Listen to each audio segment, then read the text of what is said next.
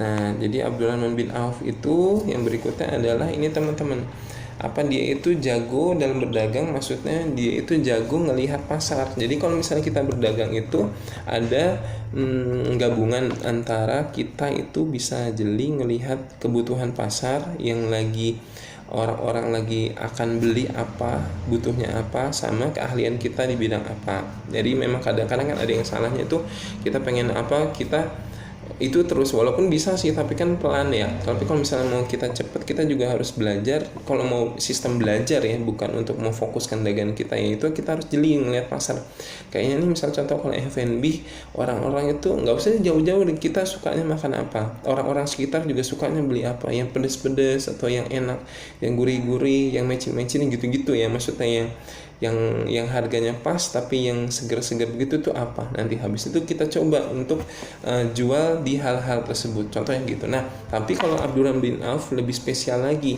Dia itu terkenal teman-teman, kalau misalnya ngebalik batu itu di bawahnya udah pasti ada emas. Itu cuma kiasan doang. Maksudnya ngasih tahuin kalau misalnya kalau dia yang melakukan sistem perdagangan itu udah pasti langsung cepet dapat untungnya gitu, dibandingkan sama orang lain yang melakukan hal yang sama gitu. Karena kalau kita ngebalik batu, setiap orang juga pasti bisa ngebalik batu, cuman masalahnya dapat emas nggak di bawahnya gitu. Itu cuma kiasan doang. Jadi saking jagonya seperti itu. Nah, caranya itu dia, ingat nggak teman-teman yang kisahnya dia hijrah ke Madinah? Nah, habis itu dia itu kan nggak bawa sepeser pun harta ya kan, makanya pas nyampe di sana itu sama kaum Ansor itu ditawarin macam-macam. Ini saya Pak Abdurrahman, saya modalin, saya kasihin rumah, saya kasihin transportasi, bahkan ada yang nawarin istrinya sendiri untuk diceraikan, habis itu dikasihin ke dia untuk sebagai pendamping, sampai se ekstrim itu. Itu itu cuman kiasan doang, karena tahu personalitinya Abdurrahman bin Auf itu mandiri ya, udah pasti ditolak gitu. Coba kalau misalnya dikasihnya ke orang yang personality asal-asalan juga kagak bakal nawarin istrinya juga gitu kan. Nah, karena Abdurrahman bin Auf seperti itu, dia memilih untuk nggak usah, saya kasih tahuin saya aja pasarnya ada di mana. Nah, pada saat dia ngelihat pasar itu, ngelihat kayaknya orang-orang itu butuh apa ya di pasar ini, apakah terus kisahnya sih kayaknya ada satu produk yang kayaknya dibutuhkan sama orang-orang di pasar tersebut.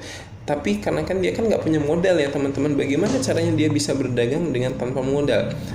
Caranya adalah pakai integritas itu, karena dia sudah terkenal sama orang-orang tersebut di pasar, juga orang yang jujur, amanah gitu. Jadinya orang itu akan percaya untuk menginvestasikan dagangannya dia di Abdurrahman bin Auf. Jadi caranya itu dia make dulu barangnya, nanti bayar setelah laku gitu. Jadi dimodalin dulu sama orang yang ada di pasar. Misal contoh minyak lah ya, dia ngambil dulu minyaknya ke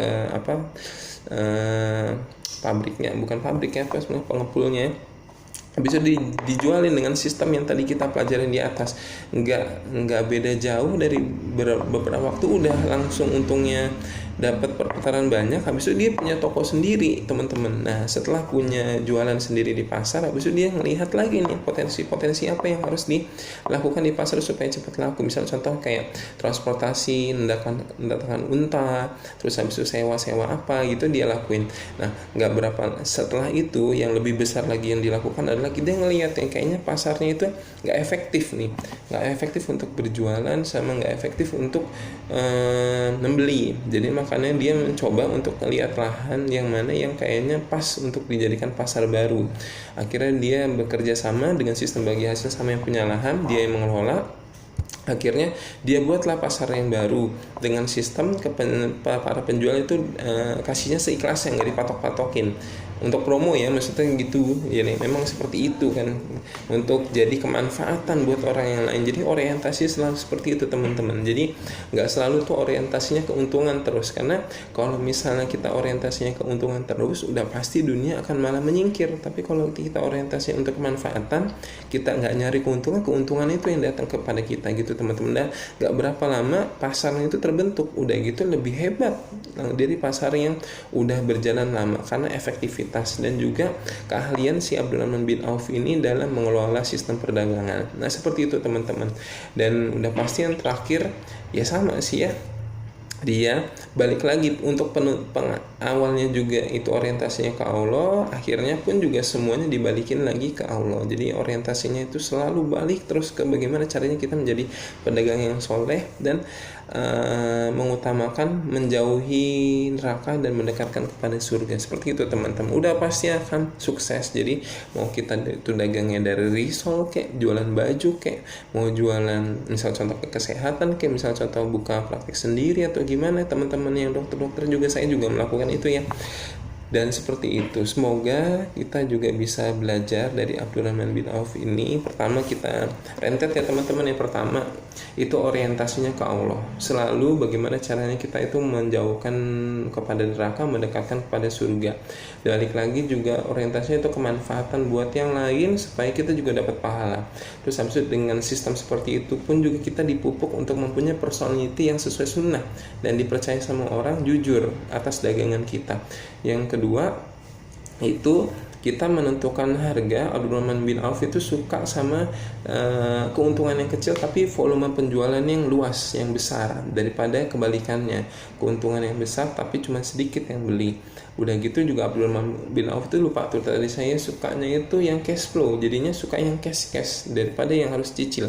Walaupun cicil sama kredit itu halal ya teman-teman ya, jadi memang harus dibedakan. Soalnya yang berseliweran jenis seluruh di luar itu kredit haram, cicilan itu haram. Itu nggak semuanya cicilan sama kredit itu haram ya teman-teman, yang membedakan itu di akadnya. Jadi Abdurrahman bin Auf pun ini walaupun suka sama yang cash, maksudnya beli langsung kasih duit gitu, tapi dia juga nggak menutup kemungkinan ada beberapa barang yang dia juga cicil. Tapi maksudnya kalau bilang suka yang mana, dia sukanya yang cash flow. Jadi cashnya itu muter cepat karena dia itu lebih memberikan manfaat lebih besar. Soalnya pun juga kalau misalnya nyicil kan kita harus menghadirkan modal yang lebih besar, jangkauan, walaupun keuntungan lebih banyak ya, tapi jangkauannya itu lebih lama kita dapatnya uangnya. Terus sudah gitu juga risikonya lebih besar. Ke orang-orang yang nyicil ini kan belum tentu dia bisa nyicilnya lebih mudah. Kan kita juga ada tekanan batin untuk memudahkan dia. Kalau misalnya cicilan nggak bisa kan repot ya teman-teman. Enakan yang cash aja teman-teman gitu. Tapi nggak menutup kemungkinan untuk yang kredit ya, tapi yang syariah ya teman-teman. Karena bahasan riba itu sangat mengasyikkan menurut saya, karena riba itu bisa menghancurkan hidup. Jadi makanya nanti di kesempatan yang lain ya teman-teman kita berbagi ya. Habis itu juga Abdurrahman bin Auf itu suka sama ini apa tuh namanya, ngelihat pasar itu sukanya, maksudnya pelanggan itu lagi suka apa, butuhnya apa, difasilitasin lah sama dia jualan itu, dimudahkan untuk mendapatkan itu, dan dengan cara itu dia akan cepat perputaran perdagangannya.